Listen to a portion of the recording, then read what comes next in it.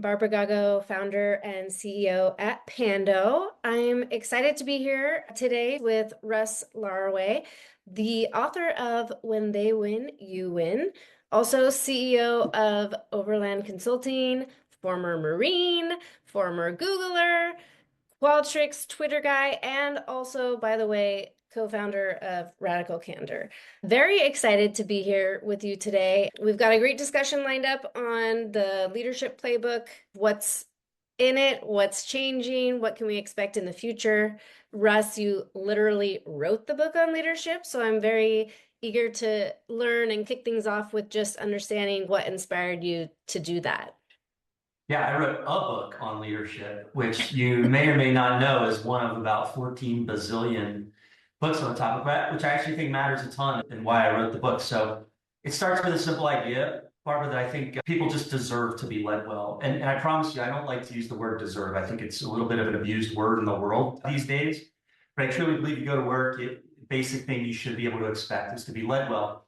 And here's the kicker. There's a lot of evidence, a lot of like quantitative evidence that that's not happening. In fact, the evidence that I saw a few years ago before I wrote the book was not only that people aren't being led well, that managers are stagnant, at best, probably stagnant over the last, call it 30 years in terms of being good at this job. Yeah. And I thought, how in the world can that be? Because it's clearly a growth industry to write and talk about leadership, right? Clearly, podcast. You can't walk 10 feet down the street without tripping over another podcast about leadership or a book or an article.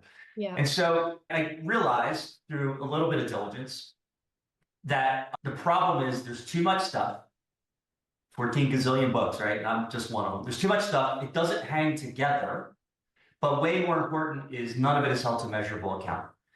And so if I just had a book that was my opinion, I wouldn't have written a book. First of all, who cares about my opinion, number one. But number two, we don't need another opinion. That's all we got, and they don't do anything. So instead, what we did was we discovered and sort of explored a set of specific leadership behaviors, maybe a dozen, that measurably and predictably lead to more engaged employees and better business outcomes. All of that is measurable. Engagement's measurable, business outcomes. And those are summarized. Those summarized by three sort of abstractions: direction, coaching, and career. So dozen behaviors, summarized direction, coaching, career. And ultimately, that's the book I wrote, was to offer people what are the behaviors that actually matter as a leader versus the bunch of the voodoo and nonsense that the world is feeding you that doesn't really matter. Yeah, makes a lot of sense. I know we've spent a lot of time talking about behavior change and how to get those things to stick, and the work that we do at Pando is very much focused on bringing that kind of stuff to life. I think a big part of why leaders and managers might have been so bad at it is also because, how work has changed and shifted into knowledge work. And I think now we're going through even more change and even more kind of transformation with how work works, and especially with distributed teams. I think as a leader myself, I found, and mostly I've been leading distributed teams, it's more important to have the right kind of frameworks and be able to consistently show up in the workplace for employees that are remote and you don't see every day. So I'm curious kind of what your thinking is around what are the skills that are becoming more critical and crucial as work gets more complex, it gets more distributed. It's obviously not surveying the factory floor. I mean, in some cases it might be, but what are those kind of skills and things that we really need to focus on?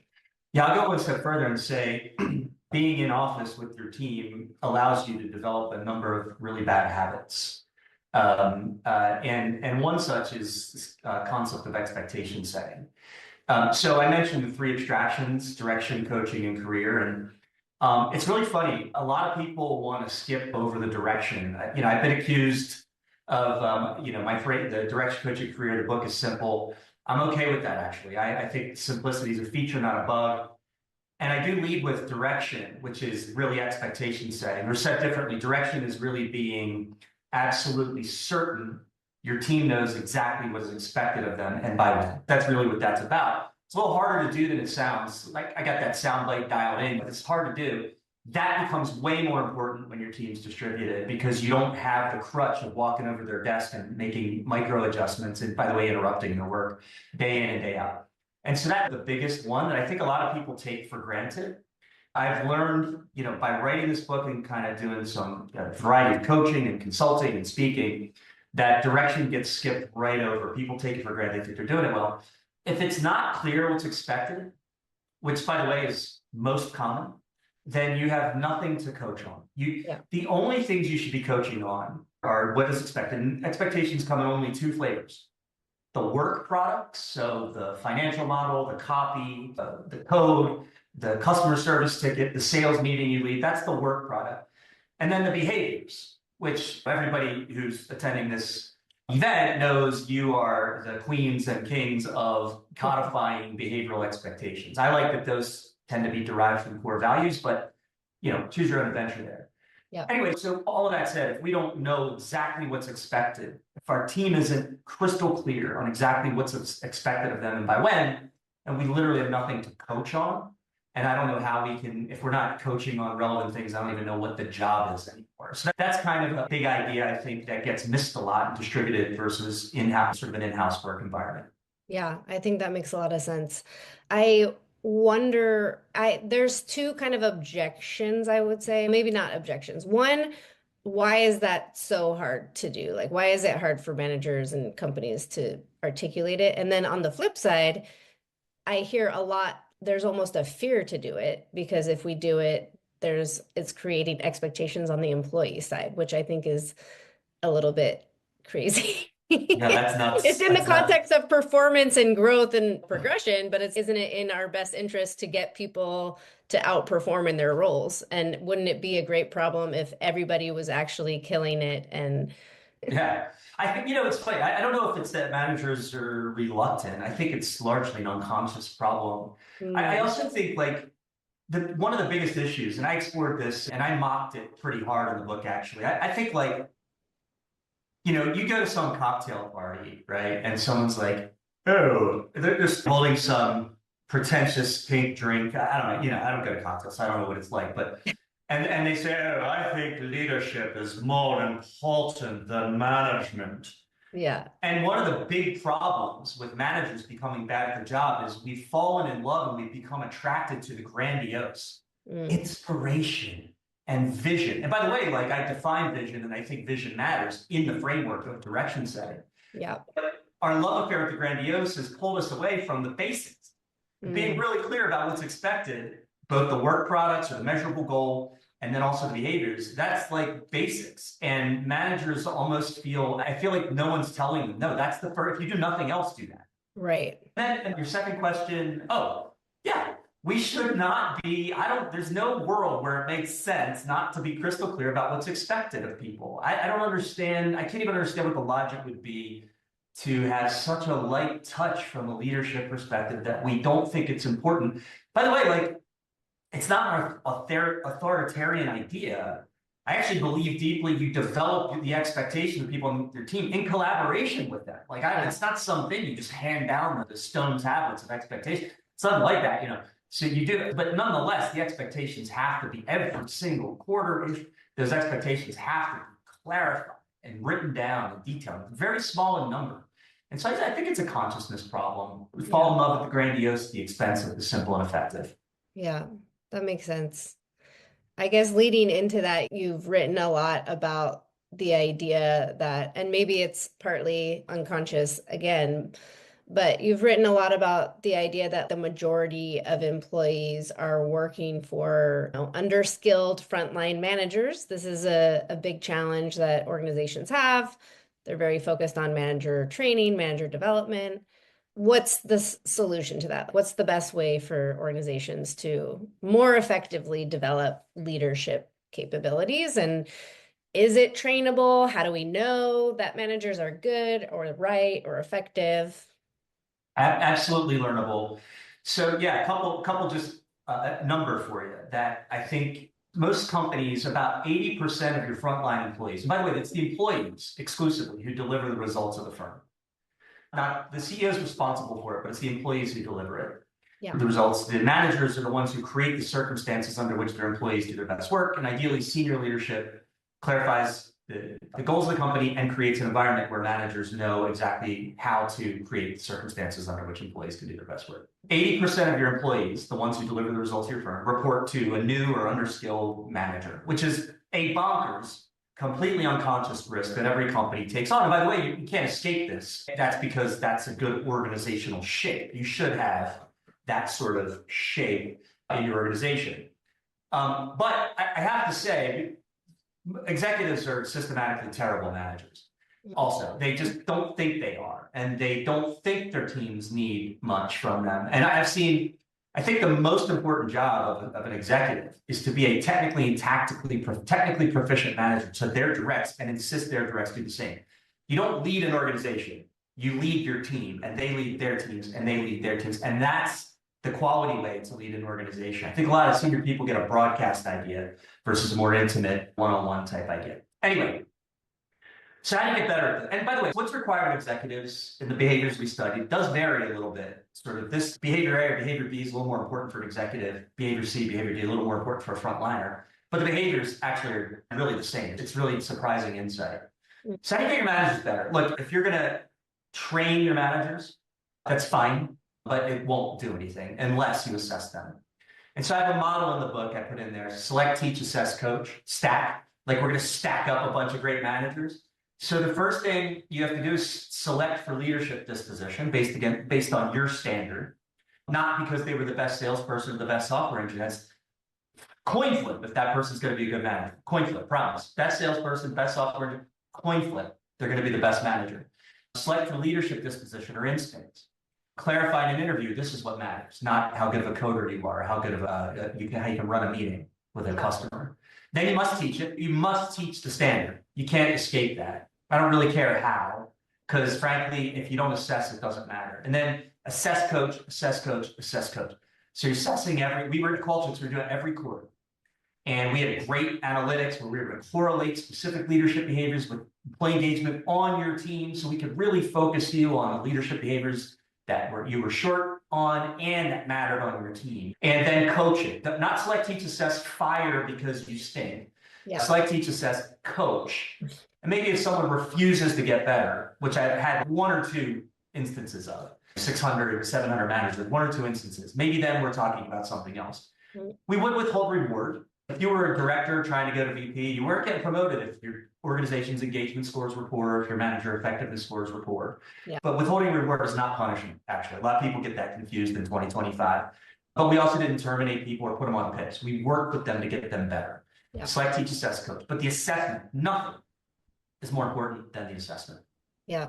I think it's interesting because having helped kind of shape on the recruiting side when I was at Greenhouse and competency-based interviewing. And it was amazing how many companies didn't really interview for manager skills. They just hired people based on their resume, which is exactly what you're talking about in terms of, I guess it's the Peter principle, right? When we're hiring people or we're promoting them to their level of incompetence, and that tends to be first line manager for a lot of people because they're really great at engineering, but they're not great at the people management skills. So one of the things that we hear a lot and companies try to navigate, because obviously you're talking a lot about these skills and competencies and assessing them, and we work with a lot of organizations to build out these rubrics and manager rubrics, and those core behaviors are really important, of course, for consistency and expectation setting on what managers are expected to do.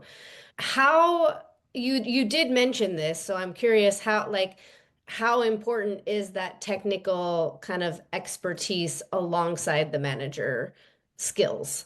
So as you go up in the organization to more and more senior leadership positions, how technical do you still need to be in whatever the domain is: marketing, sales, engineering, product? Yeah, so as a frontline manager, more important. C-level functional leader, not important at all. And just think about CEO has usually no technical capability in any of the functions, right? Yeah. Maybe they grew up in one of the functions, but they're managing 6 others and they don't have any. So I'm not this isn't some bonkers idea I'm putting forth. The reason why there's some importance at the frontline level is because if you're coaching on work products, Yeah. being able to help somebody with their code seems pretty important. Being able to help somebody with their customer presentation seems important. But one of the things I think is really important to say is your job as a manager is not to know all those things.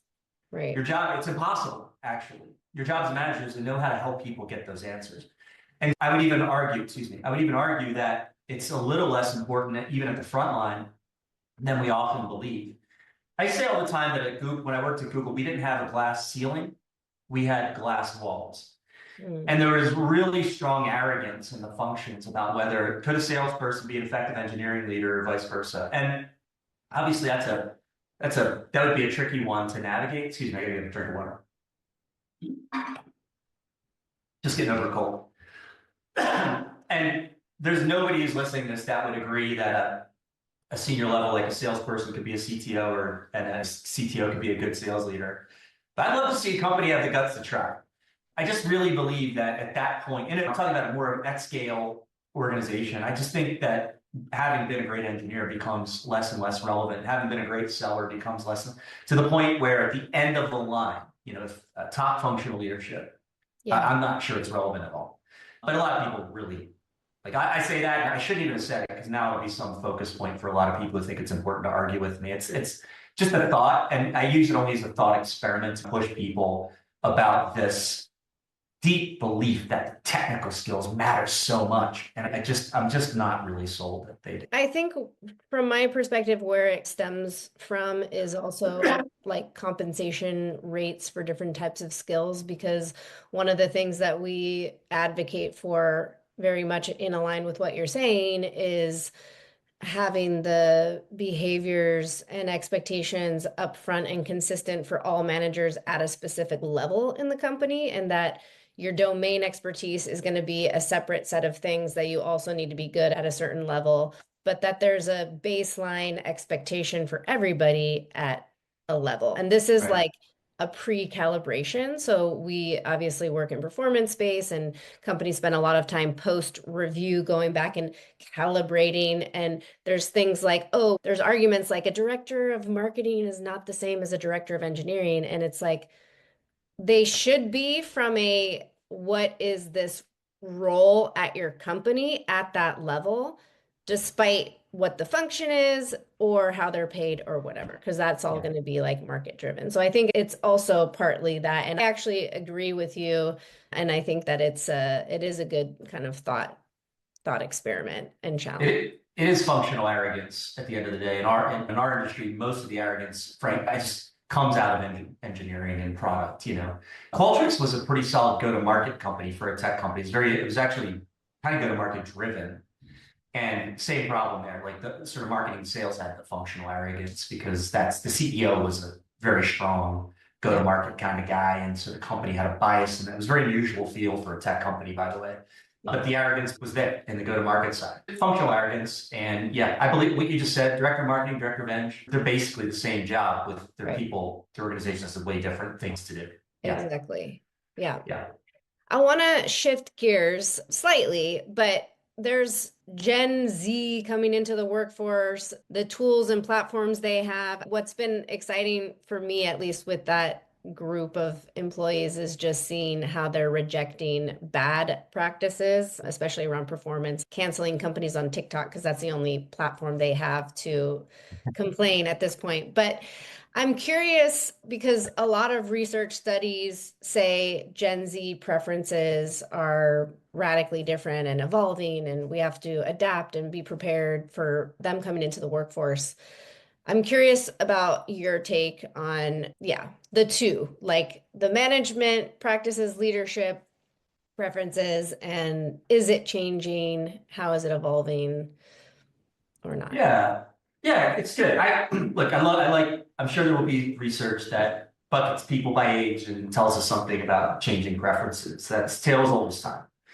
I just want to caution. I know this isn't aimed at you. This might be at a listener who's hearing the wrong thing. I think we gotta be super careful about stereotyping the generations the way we have. All those darn millennials, they don't want to work. I'm Gen X, which everybody knows by far the new greatest generation. But no, we don't. I'm just kidding. We don't stereotype. We know we can't stereotype based on other factors. I won't. We can't stereotype based off gender or race or something like that. Suddenly, people, it's just become okay to stereotype someone because of their Gen Z. I just want to make sure folks are buttoned up and precise about the difference between some clear research about some preferences Yeah. versus stereotyping versus evaluating each human being as a human being and not making any assumptions about what they prefer or care about given what generation they belong to. So Yeah. that's like, I just always want to say that first. Anyway, Gen Z, whatever was before them, was that millennial? I don't even know because I don't like, I really don't like, I don't use this language much, I but think it's millennial. um, Yeah. okay. Authoritarian leadership has been on a bus out of town for 2 decades at least, probably more. I say 2 decades, sounds like a long time. It's not even how long since I've been in tech, so it's not that long.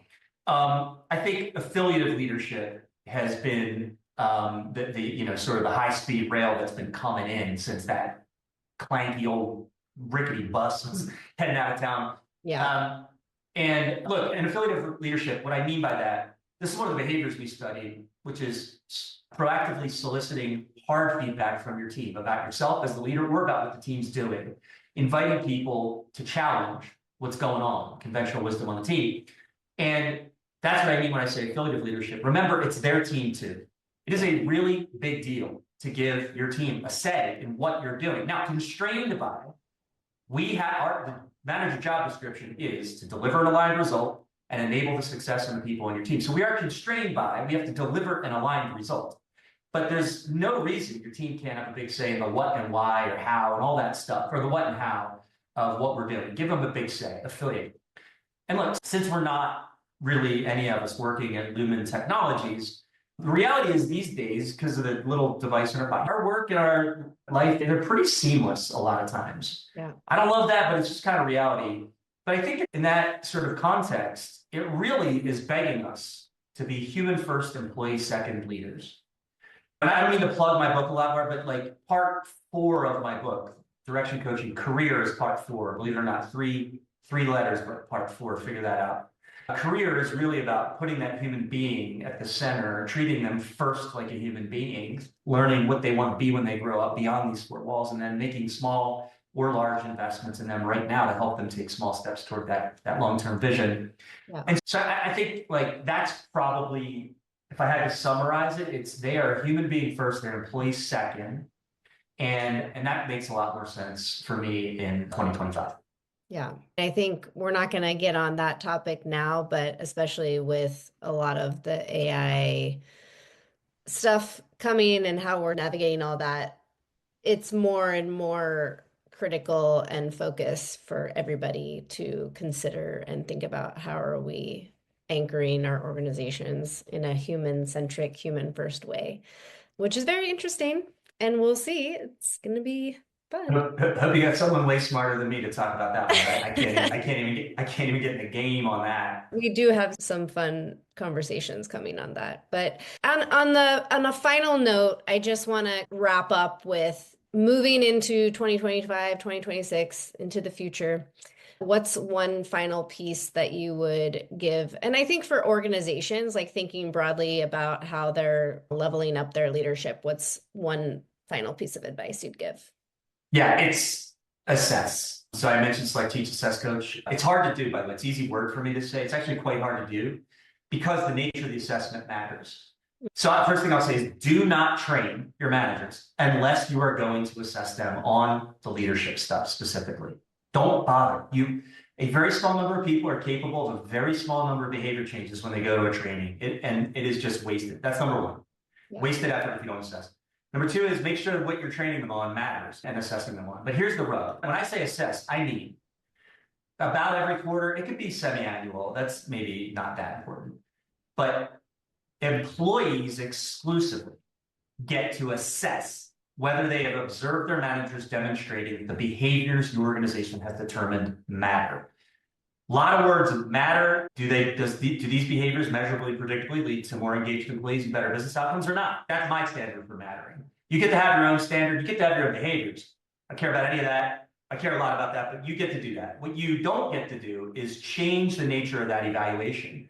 Employees ask if they observe behaviors from their manager. Not do they trust their manager, not popularity contest nonsense. Also, you give the employees confidentiality so they're more inclined to say what they really think. And then you ask them, did your manager say these behaviors? And then you show your managers every quarter what their teams are saying. Here's why that design matters so much. Managers almost never actually see them lead. Yeah. By the way, when you do this like assessment thing, you know the first thing that changed at Qualtrics when we introduced this? The managers who were sneakily skipping one-on-ones for not good reasons, that stopped overnight. Because now their employees had a voice. It was incredible, actually. That wasn't even one fancy thing. That wasn't fancy. It was like they just stopped skipping their one-on-ones. Like you're not supposed to skip your one-on-ones, but managers do it all the time and they're never accountable. Yeah. So anyway, strictly assessing. And the manager gets to see them do all kinds of other stuff. They are getting evaluated. I've had one source of pushback. Is this not the, like, a founder asked me, quote, is this not the inmates running the asylum? It's no, because the manager's manager is evaluating them across 90% of their, this is one signal strictly from the employees on whether the manager's showing the right leadership behaviors. Yeah.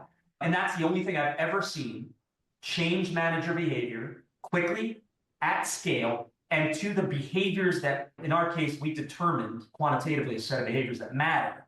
I've never seen one other thing change manager's behavior. And so if you're not assessing them after you train them, I promise you, you are wasting every single penny you put into that training. That's my advice. Wow. Yeah, wow. All right. I'm It just seems so thinking, short. okay, like how would you do that in Pando? We need to, I can tell you. Yeah. yeah. I'll show you what it looks like in a Qualtrics type tool, if you like, some other time. Let's get past this event, which you've been breaking your back to put together. And then, yeah, I'll gladly sidle up next to a couple of your folks and we can talk through a couple ways maybe we can pull that off. Yeah, happy to help out there if you think it's a possibility. Russ, thank you so much for joining us at this year's Pando Horizons. It was a pleasure to have you and have this conversation. So fun. I love what you all are doing. Huge net promoter. And thanks a ton for letting me talk to you.